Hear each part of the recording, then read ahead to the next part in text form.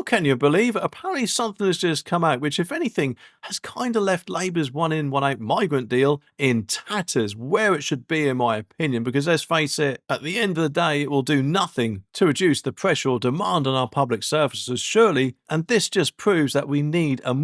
better solution which will give more of a deterrent to these people, because another one, that's right, another small boat migrant has pulled off, shall we say, the ultimate comeback tour by sneaking back here again under the France returns deal. This boat apparently rocked up on a dinghy on Remembrance Sunday as reported by GB News, and he was part of the nearly 400 migrants that Border Force intercepted in the channel brought into Dover. And things like this is just another slap in the face, isn't it, for the government's one in, one out scheme with France, which of course is actually supposed to send back anyone crossing illegally, while we unfortunately have to take the same number back of documented asylum seekers. The thing is though, this has now happened twice, so surely isn't it just a sign that it's just going to keep happening, and the more amount of migrants we send back, they'll just keep coming over and over and over. But apparently if that does happen, the government will do what they should have done in the first place and just say to those illegal migrants that if you cross this way, then you're not going to get in. But at the end of the day, what they don't understand is that if they'd just done that instead of letting them in the first place, in my opinion, then that would have surely been a deterrent in itself, as Tony Abbott, Australian Prime Minister, deterrent. The thing is though,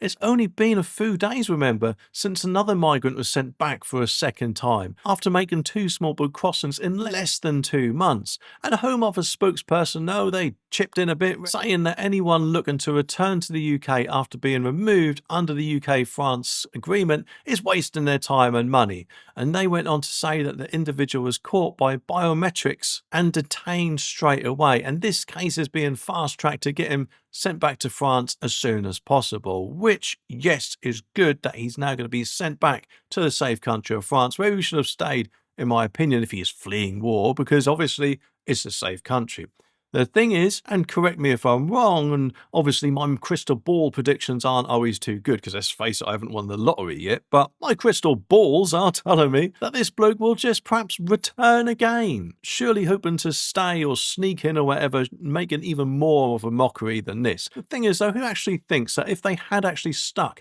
with the Rwanda plan and sent him to Rwanda instead of France, that presumably would have made it much harder for him to return, and perhaps might have put him off returning altogether. But don't worry, because the government's message is apparently loud and clear. If you try to sneak back into the UK, you'll be sent packing, which, yes, as I said, is what they should have said to begin with, and then proved it by sending all the illegal boot people coming from the safe country of France back to France as soon as they got here, and I reckon if anything that would have stopped them overnight, although admittedly I could be wrong. But they're determined apparently to ramp up the removals of illegal migrants and secure the borders. Well, it's about bloody time, isn't it? Because let's face it, when is the last thing we heard of it, this Security Border Force Command or whatever Keir Starmer called it? Well, there's even more to this apparently, because the crossings went through the roof over the weekend once the weather calmed down, and a whopping 1,772 migrants made the journey in just 3 days, or illegal migrants should I say,